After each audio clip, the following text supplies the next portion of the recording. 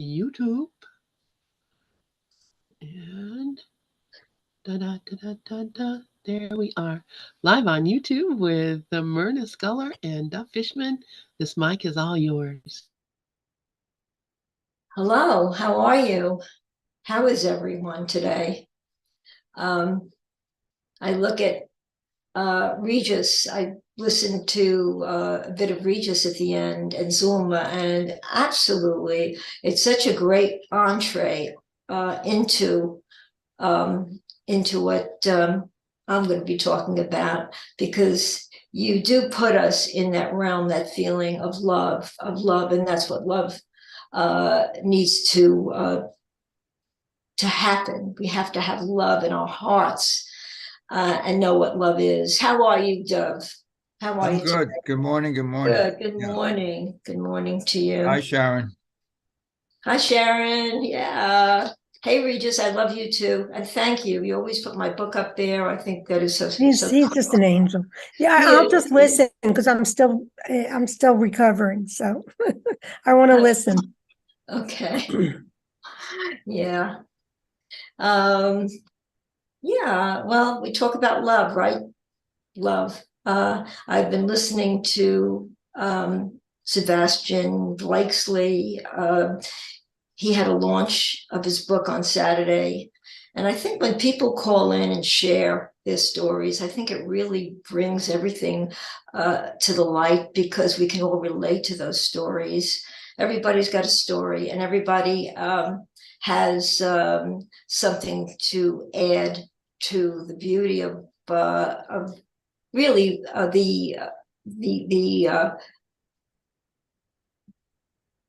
the beauty of all that we are when we share. And we're all here on the same platform, sharing our love, sharing our feelings, and it all comes out, and we all can relate to it. Sebastian spoke about love, and love. What is love? Well, love, we have to have faith in love in order to feel it. Have faith that it's there. And he kind of drove home the fact that it's there. We know ourselves as love. That's what we are. And even though we don't always recognize it, it's there. And we can't deny that that there's love there. We know that. We all know that. Every human soul knows that. Whether they show it, whether they don't show it, it's there. It's that notion that love is in all of us. And I started to question that about myself. How do I know that I'm really feeling love? Okay, when somebody hurts you, when somebody slights you, and they say, well, just send them love. Okay, I'm sending love. Okay, how am I supposed to feel when I'm sending love? Do I really feel love by sending it to somebody that I just had an altercation with, or somebody? Well, I don't have altercations anymore. I kind of sit in the background and just let it happen. But yeah, occasionally it does happen. Then I started to think about, suddenly I recognized, it was an awakening, that of course I know love. Of course I do. And I started to think of the times that I was feeling love. When did I feel love? Well, I felt love for the young man who jumped into the lake to save my dog with all his clothes on, a complete stranger. I felt love for him. I really did. And I kind of went back to that wonderful feeling, understanding, yes, love was right there, right in front of me. And last week I spoke about a big turtle that I rescued. He was, in the sunlight, walking on the pavement. I picked him up and took him to the water, and he jumped in. And I just loved that turtle. I felt such a connection with this beautiful specimen that needed my help. And then I also felt love for myself for doing what I did. Love was there. And suddenly I realized, of course, we know what it is. We just have to pinpoint it sometimes and see it within ourselves. And then when we see it in ourselves, we see it in everyone else. And yeah, things happen in the world that we're seeing today. I just want to mention that, I always said, well, I don't like to turn on the news because the news is always full of doom, it's full of fear and so forth. Now with this world crisis happening, I find that I am turning on the news and I am becoming full of fear. And I'm saying, well, this is something else. I mean, you see it almost on a global level, that people are just really in the throes of hate, condemnation, war. And I went to turn on the news again this morning and I said, wait, why is this different? Why is this different than the small little thing that I seem to think was okay, all right, I don't have to listen to the politics of the day, but this is something different. This is something worldwide. And I didn't go to the TV. I stopped myself. I said, no, this is no different. There is no order of difficulty in miracles. And again, I saw that it is, we are in a state of grace when we can feel love, and that will absolutely on a collective level extend throughout. So I'll turn it over to you, Dove. Well, that was brilliant, by the way.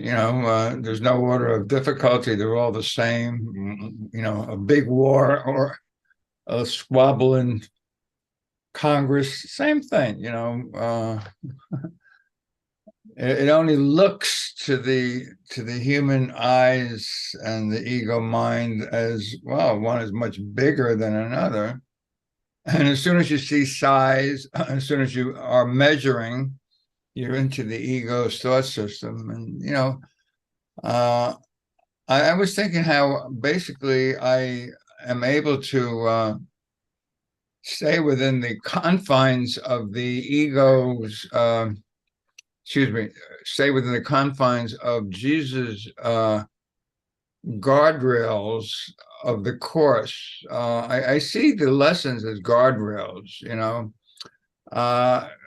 if you venture outside the guardrails, you're in the ego's world. I mean, for instance, like lesson text chapter 18, section 6, there's nothing outside of you.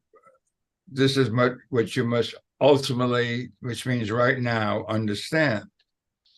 So I'm always talking about myself. When you said, what happens when somebody says the wrong thing to you, and what do? You send them love.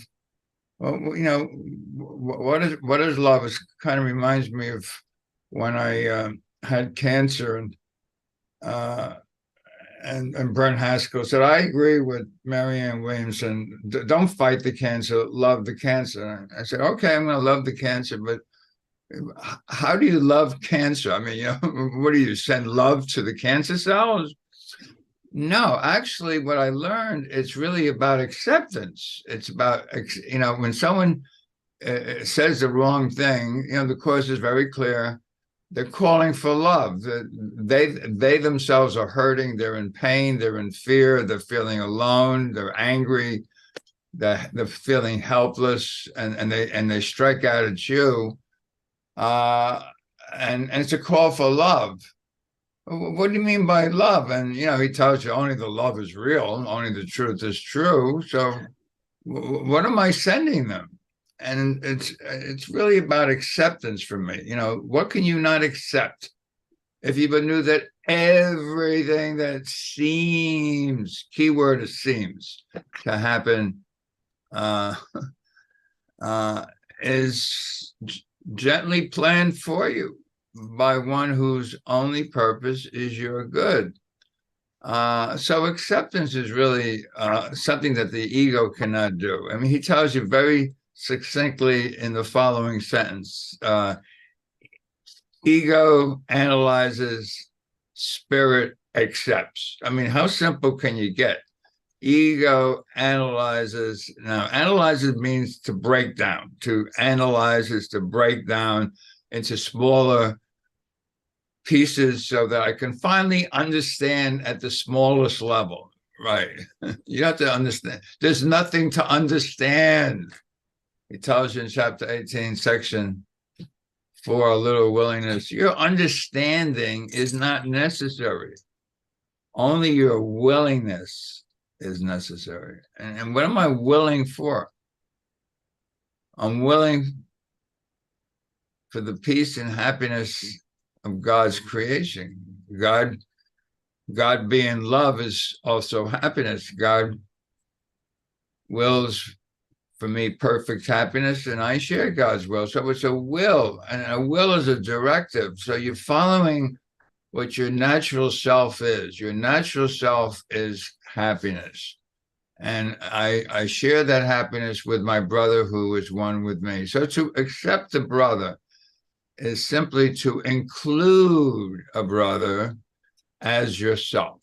I mean, I keep on coming up with that Rupert Spiro metaphor, which I think is really fantastic. He says, hey, listen, the so-called imaginary world is not going to disappear. I mean, the world is here. You can't banish the world, but your ignorance disappears. You don't have to believe the world is something outside of you. You are as God created you, whole and perfect. The world is within you. You are all there is.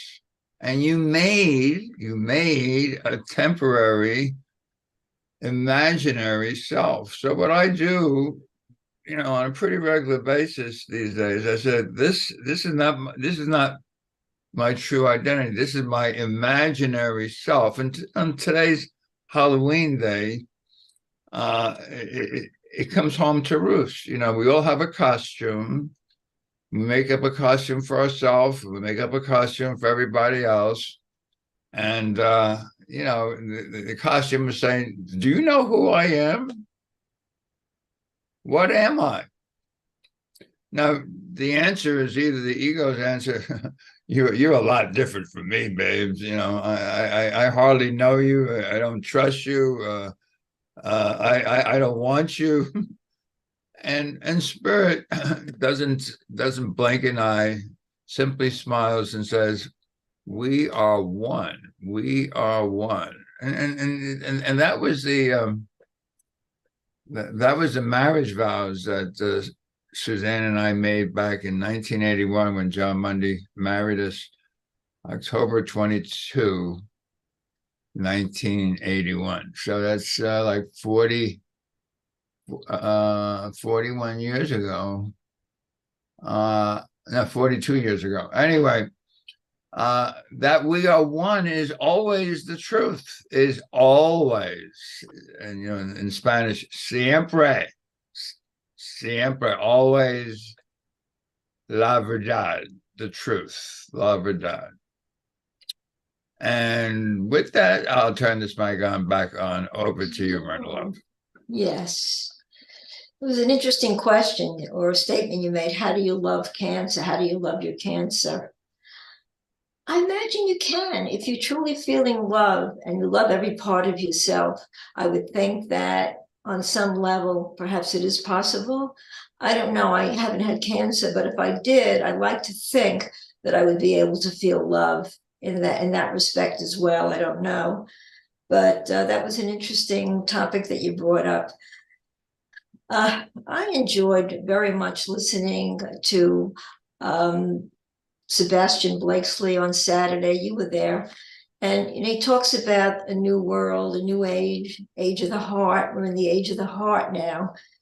And that, people were calling in and speaking. And you wonder, as you say, it doesn't look like the world's at peace. And yet we're at the age of the heart. On a collective level, we're experiencing love together.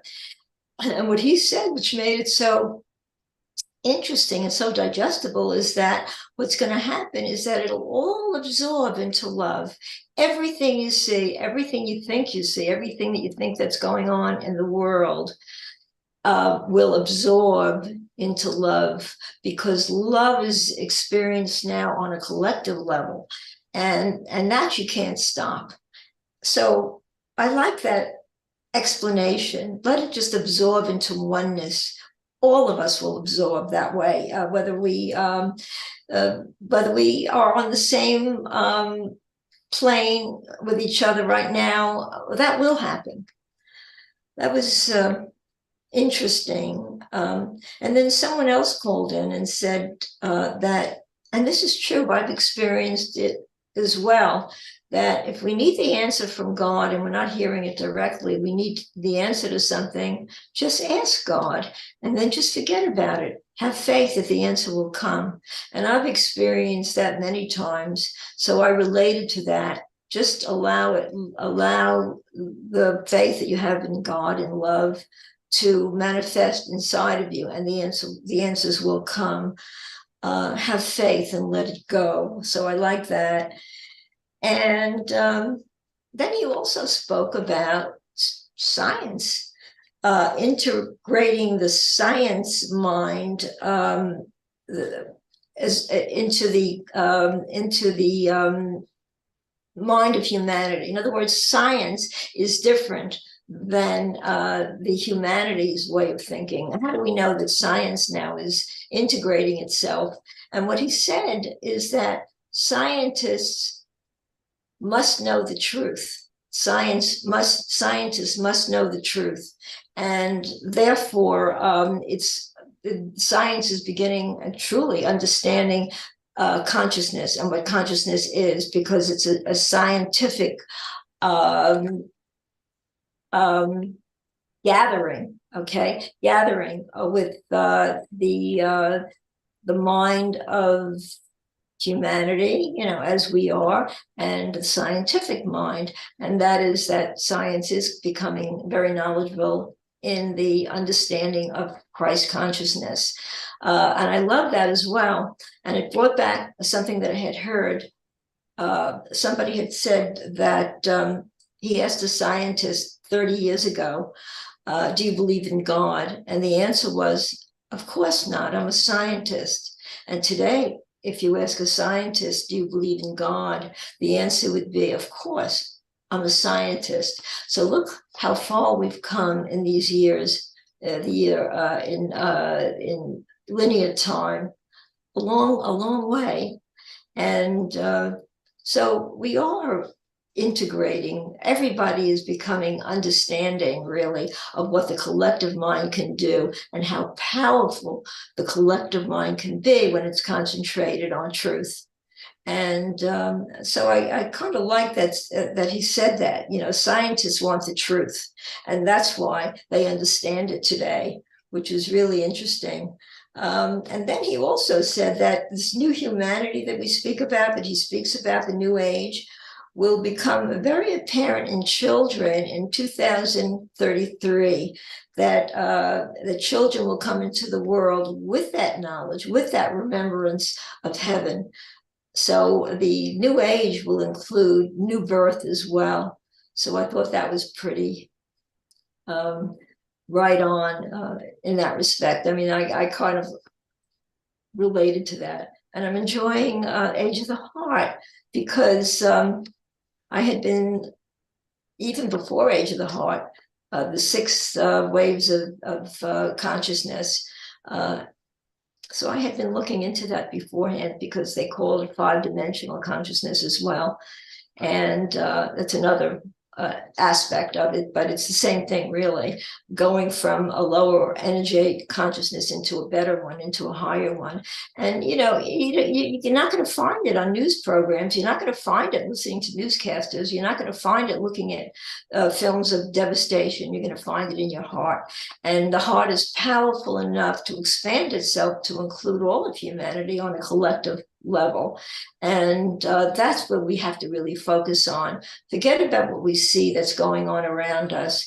Just know that that we are coming into a wonderful age of blessing, of goodness, of happiness, because that's what we are. And that all comes from love. And even though it doesn't appear that it's going on throughout the world, it's happening right here in our hearts, and we're connecting to other hearts that also reveal that know that truth.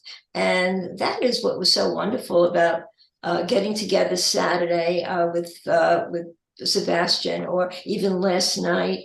It was also the Age of the Heart was with Glenn Hoverman. This is the first time, incidentally, that I really listened and heard it, got to know Glenn, although you've been very familiar with him, right? Right, Doug? Yeah, he has a group that meets once a month. I sent him a letter today, and I asked him to please include Lynn in that group. I had asked him a year ago, or close to a year ago, and he has a thought that he doesn't want too many people from ACIM, Course of Miracles, in the group, because he's also the publisher of A Course of Love, and so he kind of keeps the mixture 50-50. But I think it's time for Lynn to be joined in that group. Can I say a couple of things about, first of all, I'm going to go back to your quote on cancer.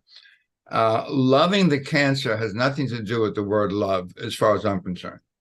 It has to do with, it does. I mean, love is another word for acceptance. In other words, God accepts us exactly the way we are. You don't have to change for God. He knows who we are. He accepts us. So when someone gets cancer and they think it's something foreign and I got to get rid of it, I'm afraid of it, you go into what's called resistance. And the ego is the embodiment of resistance. So, when I first had the cancer, some next door neighbor, she works for Sloan Kettering Cancer Hospital here in New York, world famous Sloan Kettering Cancer. And she said, David, you're strong. You can fight this. Unknown caller.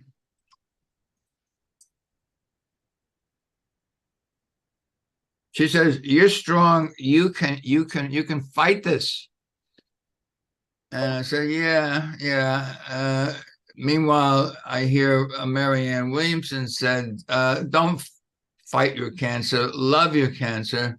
And I told the story a number of times. I had an opportunity. Regina invited us out to Colorado. Lynn was there, obviously. She was right there. And I had an opportunity to sit right down next to Dr. Brent Haskell for that Saturday night dinner that we all had together. And I said, Brent, Sloan Kettering says, fight it. Marianne says, love it. What do you say? He says, I go along with Marianne, love your cancer. So I said, okay, I'm going to do that, because I totally accepted Brent Haskell as a wonderful teacher, because I have been listening to Brent Haskell's channelings, Journey Beyond Words, The Other Voice, for a number of years. And I always say to everybody, it's the best buck for the, it's the best thing you can buy in the Course in Miracles community. His channel works that comes from Yeshua. So he says to me, love it. So when he said it, I said, okay, I'm going to love it. But I didn't know what love meant. I did not know what love meant. What do you mean by love your cancer? Like, I had cancer over here in my neck. See, I'm gonna love my neck cells. Is that? I found out what love means. When the doctors walk in, I love the doctors. I accept everything exactly the way it is. The nurses walk in, I love the nurses, accept everything exactly the way it is. The cleaning people come in, the interns come in, everybody, I accept everybody exactly the way it is. That's what love is, to accept. God accepts us equally, wholly. We don't have to do anything because he created us. So love is acceptance. I'm gonna get into the Age of the Heart a little, and I want to say that I'm still a Course in Miracles purist, meaning that I see the answer to everything is embodied in A Course in Miracles. You don't have to go to another thing that says in 2033 something's going to happen, because you're dealing in time.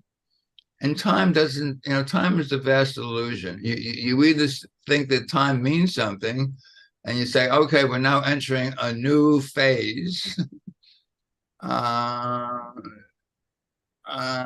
you're doing the course, what's real is always real. Time is the illusion. Time is the illusion. What's real is cannot be threatened. It's eternal. It's changeless. It doesn't go from the 19th century to the 20th century to the 21st. It doesn't move. There's no movement in truth. There's no movement in love. There's no movement in peace. There's movement in the ego's mind. And I guess in my 83 years, I've heard a lot of things that promise that we're entering a whole new whatever. Now that I said that, I'm going to divert again. And I sent this to a number of people this morning because I thought it was so great. I know I sent it to you, Myrna. I sent it to Sharon. I sent it to Lynn. Some people, because they either weren't on Facebook or somehow they couldn't open it up. But for all who might be listening, I'm going to read it right now. I posted it on Open Minds. I posted on ACIM Gather for A Course in Miracles on Facebook, and I'm going to read it as I can see it. Now, hold on. It says, "See, congratulations to all who are born in the 1930s, the 1940s, the 1950s, 60s, 70s, and the early 80s." Goes on to say, first, you survived being born to mothers who smoked and or drank while they carried it. Because in those days, no one told you you can't smoke while pregnant or drink. These days you can't. It's forbidden. They took aspirin. They ate blue cheese dressing, tuna from a tin can, and didn't get tested for diabetes. Then after that trauma, your baby cots were covered with bright colored lead-based paints. You had no childproof lids on medicine bottles, doors, cabinets. While you rode on your bikes, you had no helmets, not to mention the risks you took when you were hitchhiking. And I had a friend that hitchhiked every single day in high school, every day. He had to travel 20 miles. Okay, hold on. You're getting away from me. Okay, so I can't bring that back. All right, I'm going to just continue. You drank water from the garden hose pipe, not from a bottle. You shared one soft drink with 4 friends from one bottle, and no one actually died from this. You ate cakes, white bread, real butter. You drank pop with sugar in it, but you weren't overweight because you were always outside playing, having fun. You would leave home in the morning and play all day as long as we were back when the street lights came on. No one was able to reach you all day, and you were okay. You would spend hours building your go-karts out of scraps and then ride down the hill only to find out you forgot the brakes. After running into the bushes a few times, you learned to solve the problem. You did not have PlayStations, you didn't have Nintendos, Xboxes, no video games, and no 99 channels on cable, no videotape, no movies, no videotape movies, no surround sound, no mobile phones, no text messaging, no personal computers, no internet or internet chat rooms. You had friends, capital F, friends, and you went outside and you found them. You fell out of trees, you got cut, you broke bones and teeth. and I did lose my tooth, and now I lost my teeth, and there was no lawsuits from these accidents. You played with worms, well, most boys did, and mud pies made from dirt, and the worms did not live in us forever. You made up games with sticks and tennis balls, and although you were told it wouldn't happen, you were told it would happen, you did not poke out any eyes. You rode bikes or walked to a friend's house. You knocked on the door or rang the bell or just yelled for them. Local teams had tryouts, and not everyone made the team. Those who didn't had to learn to deal with disappointment. Imagine that. The idea of a parent bailing you out if you broke the law was unheard of. They actually sided with the law. Next time, behave yourself. This generation has produced some of the best risk takers, problem solvers, and inventors ever. In the past 50 years, there has been an explosion of innovation and new ideas. You had freedom, failure, success, and responsibility, and you learned how to deal with it all, and you are one of them. Congratulations. Yes. What do you think of this email that I received? And truth, any truth in it? Yeah. And I know I sent it to you, Myrna, and I read it. I think all of it, certainly, this girl who came from the Bronx, right? Yeah. Look at you now. Baby, look at me You now. You grow up as kids before the lawyers and the government regulated life. I just want to finish. And while you're at it, forward it to your kids so they will know how brave their parents really were. Yes, I love it. I love it. I love it. I read it and I was able to relate to every single one of those because I grew up in the 40s and 50s and 60s. I mean, it absolutely was so true. I used to, we had to make our own fun. I'd put on my skates and I'd skate around the block. Yes, I fell and I broke my tooth. Yeah, well, so it was fixed. We never worried about the things that we do today. Yes, my mother was a chain smoker. I'm sure she smoked when she was pregnant. Didn't hurt me any. And there's so much that we can relate to. And yet, I think all of it is designed to put the fear of God into us, today, afraid of this and afraid of that. And I got to tell you, I had a talk with my sister once, and we used to say, you know what, mom didn't tamper with our immune systems because we never went to the doctor, really. I mean, if we were sick, we got better. And that was it. It was never, something that, the slightest, agitation, we run to the doctor. It wasn't like that in those days. So much has really, come to light when you said that. And it's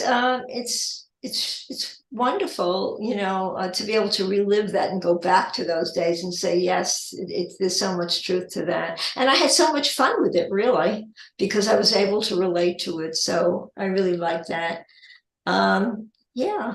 And I think we felt love in those days. We just didn't know how to express it the same way that we do today. Today, we come to terms with it more so because we have so much available to us that we didn't have then. We didn't understand that nothing is real in those days. Everything was real and everything was taken to heart and everything. And that's why I think people died so much younger too. I mean, we're living so much longer. My mother, at 65 years old, died. And she looked old too. Here I'm 82. And this is a new generation. So perhaps it is our way of thinking that we bring to the awareness of ourselves. And so I guess every age, every generation presents itself with something new. And here we are, we're studying the Course in Miracles. Now, you mentioned that the Age of the Heart is a little different than the Course in Miracles, I think. But, in reading the Age of the Heart, to me, it seemed that in different words, it does express the Course in Miracles. It talks about love. It talks about divine love. It talks about the Christ within. Learn to love. In fact, I took some notes on Saturday. Learn to love so you can leave your humanity. Loving, caring, in that state of mind. And that the new humanity consciousness can't be stopped. I took those notes. That was what he said. And the Course in Miracles tells us that consciousness can't be stopped. Love can't be stopped. It just is. And there's nothing that can deny that or stop it. Love is clearly known in the heart. And if you don't love your heart, you won't know what love is. And I actually took that down. If you don't love your heart, you don't know what love is. So we focus on that. And that's when I started to focus on the love in my own heart, recognizing that, of course, I'm a creature of love. I may, not understand it, question it. How do I know I'm feeling love? But when those instances came to me about those times that I was feeling love and bringing that to light, the times that I felt extreme love, knowing that that's where I'm getting it from. I'm not getting it outside of myself. I'm getting it from within myself because that's where it exists. It exists in the heart. And so, I think the more we hear this, the more we listen to other people giving their relating, giving it their input, we learn, we pick up bits and pieces that way, and we begin to understand that humanity is one. And that's what Age of the Heart says too. We're all one. So I really didn't see anything that really differentiated, except maybe in different words. In fact, there was one thing that he said so fast that I couldn't take it down fast enough, but I related it to mean there is no order of difficulty in mirror. No, I'm sorry. No, we can't change the world. We can only change our mind about the world. He said just that, but in different words. We can't change the world. We can only change our mind about the world. And if we don't change our mind, then nothing ever changes. We have to change our mind about the world and not bring fear of what we're seeing into it. So I turn it back to you, Dove.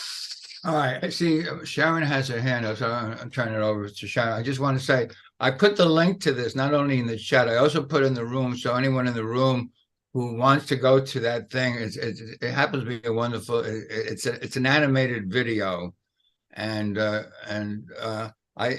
it happened, it was going a little too fast for my talking. So I missed a paragraph or two. So if you want to catch the whole thing, I put the link in the room. So Sharon, I see your hand is up. The mic is yours. Yeah. What I wanted to say is, no matter what, the difference that I see in these two books is that one is really heaven. Here, this is the domain of the ego. No matter what we do, if we do go to another place, we're still consciousness. Consciousness is different from God. If you really look at, not a note in heaven has been missed. And so we're still there, and this is a matrix. And how real do we want to make it? So it's so challenging because, like, when I read Age of the Heart, I get all excited. It opens my heart. I believe that this is what I want here on earth. And in this dream, we can actually have it in a way as we keep moving forward in our process. But as far as like the differences between the Course and this one, it's all love, and it's all coming from a channel that is from love. But the reality, if we really look at it, is that this is still the domain of the ego. So even if we do go to another consciousness is going higher, we eventually are with our Father. The Father's not here. The Father is the creator. Doesn't even know about this. So that's all. Maybe I'm right. Maybe I'm wrong, but this is what's going on in my mind, and I just thought I'd share. Thank you for letting me. All right. Yeah, what you just said reminded me of the line, "Why wait for heaven?" And he says it in two places. I just posted it both in the room and in the chat. from lesson 131. He says in paragraph 6, why wait for heaven? It's here today. Time is the great illusion. It's past or in the future. Yet this cannot be. If it's where God wills his son to be, it's always right here, right now. So when I said, I'm still a purist in the Course, I don't see like a coming age is going to change anything. I didn't say that we're not going to progress. The Course itself in lesson 292 says a happy outcome for all things is sure. A happy outcome. So he's telling you the final outcome is that we are in heaven, but we never left heaven. Heaven is simply an awareness of perfect oneness. So it isn't that there's a coming age that's going to change anything. This world never happened in the first place. That's what accepting, and the key word is accepting the atonement for yourself, means I accept that the oneness of heaven always is. The belief in separation never was, except we just went through a lesson, I forgot which one it is, only 2 or 3 days ago. This world endures for only an instant. An instant means, an instant in eternity. I mean, in a way, you really got to laugh. When you look at the big picture, I guess when I was much younger, I took a workshop, and I got almost a 0 in relating to people, but I got like 100% in being a visionary. And that's probably true. I'm not denying that. But I am a visionary, and a visionary in today's world. You have someone like Ken Wapnick says, something. If you're just kind to everyone, you don't need the fancy schmancy metaphysics of this Course. I mean, he's telling it like it really is. You don't need to know that there's no order of difficulty in miracles. You don't need to know that time is an illusion. Just be kind to all. It's called equality. You see all the same. The ego sees all as different. Spirit sees all the same. It's that simple, really. Back over to you, Myrna. Yeah. That's true. There are people that don't read the Course in Miracles. There are people that are not religious and don't, pray to God or, decipher the way we do, the way we speak about it and explain it. We need to explain this stuff to ourselves in order to really change our mind about the world. So the Course in Miracles is a big plus to many of us. And I know people that don't study the Course in Miracles, and yet they, like you say, they're kind and they're nice and they always do the right thing. And to me, those people are spiritual. You don't have to put a label on it. What is spirituality? Spirituality is to love, not to hold the past against anyone. Forgiveness is a big part of it. And yet there are people that have that inherently. We all have it inherently. Some of us just needed a little bit of, a little bit of a roadmap to kind of guide us. And I'm happy I did, because for me, I mean, I always thought of myself as a kind person, and yet not nearly the way I do now, because, in those days when I thought of myself as kind, well, I was kind to people who were nice to me. And those people that were not nice to me, well, I was not kind to. But it's not about that. It's if we let the past go and don't blame anybody for how we're feeling now, and letting go of it, not blaming anybody for the difficulties that we might be experiencing, blaming the past for that, it just doesn't work, and that can't work. And that's a part that we need to really all understand. And as I say, there are people that do get that. and that are that amaze me really, because they don't study any of it, and yet I learn from them as well just by their actions. And today, you know, I've come to learn that kindness is all encompassing. It has to encompass everybody, because if you can't express it to everyone, then you might as well not express it to anyone. And that's really what we need to learn, and to see, and to get into the quantum physics of that understanding. And so I feel that I've come a long way. I've constantly, you know, this fear, yeah, as I said, the war that's going on, the war in Israel, the anti-Semitism that we're experiencing, that we're seeing, the global impact of hatred, and that's what it appears to be going on. But apparently it's really not. I mean, it is on a superficial level, yes, it is.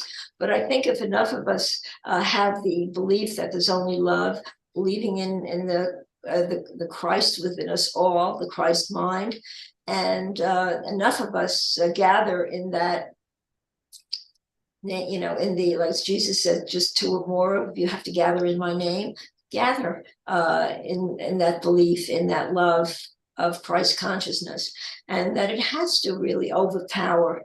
Maybe you're right. You know, we're not going to see it happen overnight. The world is not going to change before our eyes. But interesting enough, and I don't know, you know, how whether or not this relates to the Course in Miracles, but what Sebastian said is that everything will absorb into one. And I have to believe that that oneness is love. And that's what we're going. But the Course in Miracles says that too. In other words, that's all it is. I turn it back to you, Doug. Yeah, well, the idea that everything will absorb into one, I think that kind of gives us a little way of noticing that they aren't saying the exact same thing. And the Course is saying we are one always in eternity. That has never changed. So that's how I see things. We are one is God's will. God's will is oneness, sameness, equality. Two-ness, which is duality, is the idea that there is some conflict.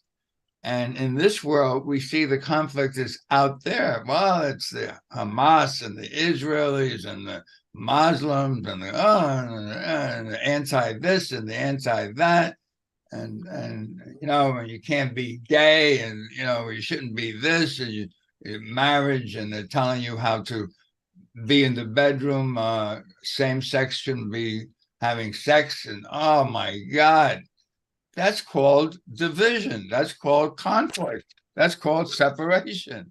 But the separation never happened, and that's the whole idea of accepting the atonement. Accepting the atonement is saying that what God creates always is, always has been, always will be, and nothing has ever come to interfere with that. Nothing. Zero. So what are we talking about? Zero. You know, like Ken Wapnick says, well, what's 1,000 times zero? It's zero. What's 1,000,000 times zero? It's zero. Zero is zero. You can't make something out of nothing. There's nothing here. I mean, there's nothing here. Literally, there's nothing here. You got to laugh. That's why you got to laugh. Nothing I see here means anything. You giving meaning to something that is meaningless is just more the same. You got to laugh. Back over to you. Yeah, you got to laugh. We carry the past into the present moment and then spoil the present moment. That's what we really do. It's about being in the present and not buying into the rules of society. I mean, you talk about, you know, the society when in the 1950s, 60s, 70s, when you couldn't talk about gay marriages, gays, and people were in the closet and so forth. Well, today it's going the other way. Today, they're teaching kids in kindergarten about same-sex marriages, I think, or something to that effect. I mean, it's like it's society always messes up the present moment, and that's what the problem is, really. And so if we could just let it happen, let our children grow into who they're meant to be, and just not have to put up with so much societal belief that really somehow there's always so much controversy when that happens, because then you have one side giving their point of view, and another side now fighting that, and there's controversy there. So it's really a matter of just doing what we're not programmed to do. We're programmed to carry the past into the present. And sometimes we find that we'd rather live in our virtual reality of what happened to me in the past and what should have or could have happened if somebody didn't do this or didn't do that. So, again, it's staying in the present moment. And that's when we recognize who we are. And that's when we can experience the love that we're created to experience, created to be. And, and like you say, it's an illusion. It's all made up, because there is only just now. There's only just this moment. We need to drop the baggage from the past, which really are just thoughts. Baggage is just thoughts that were bring into the present moment where it doesn't belong. Anyway, so just keep understanding that it's not here. It's not here anymore. All that's here is now, and we can't change anything. And we don't need to change anything if we're living in the present and just feeling what the present is telling us. And then we can experience God and the wonder of really appreciating our own divinity, our own humanity. So, every new moment is a fresh new moment. Every new moment is a fresh new moment. And you're never the same from moment to moment. We change. That's the beauty of life too. We can always recreate ourselves and begin again. The Course tells us that. So I turn it back to you, Doug. All right. Yeah. As you say, it's always now. I mean, that's the truth of the Course of Miracles. There is no past, there is no future. There's only the holy instant of now. I forgot who it was. It was Suzanne de Kaiser on Friday who mentioned that, she watches Keith Kavanaugh, as I know, as Sharon does too. And his last thing that he did, I guess last Sunday or Sunday before, was on all there really is light. But if you think you're a body, you live in the dark. But only the light is real. Everything else doesn't even exist. I mean, that's the way Keith puts it. Nothing else even exists. Only the light exists. So I posted in the room and in the chat, why wait for heaven? Heaven is here now. And that was originally taken from lesson 131. No one can fail who seeks to reach the truth. And only the truth is true and nothing else is true. So the truth is here now. It doesn't become more true in 10 years. It doesn't become better in 10 years. It's always here, and only the truth is true. Nothing else is true. It happens to be that he uses the exact same sentence, why wait for heaven, way up in lesson 188, which Ken Wapnick says is probably one of the most important lessons in the Course. He in a way, he calls it like the atonement lesson. And lesson 188, which I put in the chat, and I also put it in the room, says, the peace of God is shining in me now. Now, the word now means now, and it's always now. So the light, the peace of God is shining in me now. Remember, the goal of this Course is peace. Well, what do you mean the goal? I already have the peace. I am the peace. What am I? I am whole. I am perfect. I am the peace of God. When? Always, now. I'm going to read that paragraph. It happens to be so beautiful. Why wait for heaven? Those who seek the light are merely covering their eyes. He repeats himself. He's always repeating himself. You know why he's always repeating himself in 1,300 pages? There's only a few things you can say. That's the truth. The truth is always the same. The light is in them now. Enlightenment is but a recognition. Oh, you mean all I got to do is recognize and I am in the light always? That's right. It's not a change. Nothing's going to change. Change is always of the ego. And he goes on to say, light is not of the world, yet you who bear the light, you seem to be an alien here as well. The light came from you, from your native home, and stayed with you because it is your own. You are the light. It's the only thing that you bring with you from him who is your source. It shines in you because it lights your home and leads you back to where it came from, and you are at home. And that is a very first sentence and paragraph in lesson 188. Beautiful. Yeah, so what is always is. It's an isness. Isness doesn't change. Isness has nothing to do with words, thoughts. And if you really want to know what makes things change is our thoughts. Our thoughts are constantly changing. And if Sebastian is correct, I guess maybe in 10 years everyone's going to have the same thoughts. I don't know. We don't know, right? I don't know. But you know something? In truth, we are the same now. We don't have to wait for 10 years. We are the same now. It's always been the same. That's why equality is the most important value you can have. You are the equal, whole, complete, perfect Son of God now. And so is all included equally in that mind of God. There's only one mind. Yes. Not two minds. So if you're in the mind of God now, you've always been in the mind. God doesn't come and go. You got to laugh. Back over to you for the last couple of minutes. Okay, you know what? I have a couple of minutes. I want to read from Private Lessons with Jesus from A Course in Miracles. Lesson 303. Today's lesson. The Holy Christ is born in me today. Today we celebrate, for it is a new day. It is a day when all uncertainty has come to an end. Your self, created in God, cannot be altered, and of this you are sure. Your resolve has strengthened, for certainty has come to take the place of doubt. You are forever safe, wrapped securely in a holy blanket of love. Your ego self no longer threatens this certainty. Be comforted by the promise that you are forever safe within the Christ mind.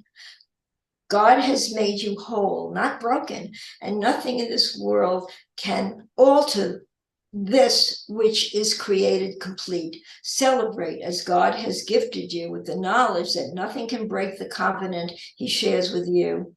Accept this truth, for the Holy Christ born in you cannot be defiled in any way. Your footsteps are quickened as you move closer to the certainty that this divine self, which is you, will always remain completely changeless, whole, and holy. That's today's lesson. So it is of today. Yeah, Myrna, I'm glad you read it, because I actually posted this both in the room and in the chat. The first thing I posted this morning was lesson 303. And Ken Wapnick's commentary on the Holy Christ is born in me today says, born again in A Course in Miracles is not meant in the fundamentalist sense of religious conversion, but to denote making another choice. Thus, in choosing to see ourselves through the eyes of Jesus or the eyes of love, we are born again by virtue of having awakened to the truth that God is our one source and not the ego. So that's why the last chapter, the last section is choose once again. You're choosing the idea of The love of God is what I am, and love lacks nothing. Love is whole, love is equal, love is complete, love is one. Amen. Amen. Yes. Okay. Thank you all. Another wonderful Tuesday with you, Myrna. And thank you, Sharon and Cindy. I see you in the room too. Lynn Johnson, thank you so much. The mic is all yours. That was Thank great you. teaching. Great teaching. Thank you so much, Dove and Myrna. And yeah, it was a great teaching. And not to correct y'all, but today's lesson is 304. Really? But 303 is wonderful as well. Okay. Thank you. And grateful to you. And also, I wanted to address something that Myrna had mentioned earlier. They are not teaching children in kindergarten about same sex anything. They're teaching them that whatever your family is, if you have two moms or you have two dads, or like in our family, we have two moms and one dad, it's all okay because your family is perfect the way it is. And for children to have that understanding that they're not different or nothing is wrong with their family if they do have two dads, or if they do have two moms, or if they don't have a mom or a dad and they live with their grandma, or they're, whatever it is, or they're in a foster home. It's all okay. Your family is your family no matter what. And I think a lot of people misconstrue that acceptance of our condition as being indoctrination. And in reality, it's just saying, you don't have to be ashamed of what you have and what you are, because what you have and what you are is exactly the right thing for you. Anyway, I just want to point that out because I I love find what you that. shared. I love it. I love what you shared. That was powerful. Thank you. Thank you, Sharon. Thank you, Myrna. Thank you, Dove. Thank you. Thank you, everyone. Can I I love just you look at all. can I just look at lesson 304?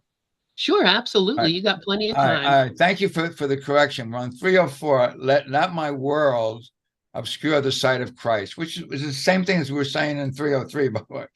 We are the ones who, in Ken Watnick's commentary, we are the ones who intrude our world on Christ's vision. So we choose to see things differently, where Christ sees all as the same and one. The world stands like a block before Christ's face, and gets that from the clarification of terms, the fourth one. He says, but vision, of course, does not disappear, but our self seems to when we choose a thought system of sin, guilt, and fear, and then a world that substitutes for the truth in our minds. So you're either choosing oneness or you're choosing two-ness. And two-ness, there's a lot of division, conflict, separation, and a lot of war. And no one seems to ever really love anybody. In oneness, we are the love of God. Thank you so much. Thank you, Lynn. Thank you for that. I love you guys. Love you too. And we will see you all later. Okay. Dress up, everybody. Dress up. It's Bye. Okay. Yep, tonight's Halloween. Dress up. just whatever it is. It is. What is it that we're reading tonight, Lynn? Tonight we are talking about the origins of Halloween, Samhain, the Day of the Dead. And we're talking about the cultural history, etc., and how it relates to our understanding of A Course in Miracles. Okay. Now, where's this coming from? Where's this literature coming from? Do you have it with Glorian? There's all sorts of stuff all over the internet if you want to find out about it. I just want the names of it because I'm fascinated by the names, even what you mentioned. This is going to be fun. Okay. Yeah, it's going to be quite interesting. Yeah, if you look for it, Samhain is actually spelled Samhain because in Celtic the M and H sounds like ooh. So why M and H sounds like ooh, I don't know, but it's spelled MH, but it's actually S, like sow, like a female pig, Samhain. Yeah. It's pronounced, and it's the day between the winter and summer. It's the end of summer and the first day of winter in the Celtic calendar. So, and it's followed by All Saints Day.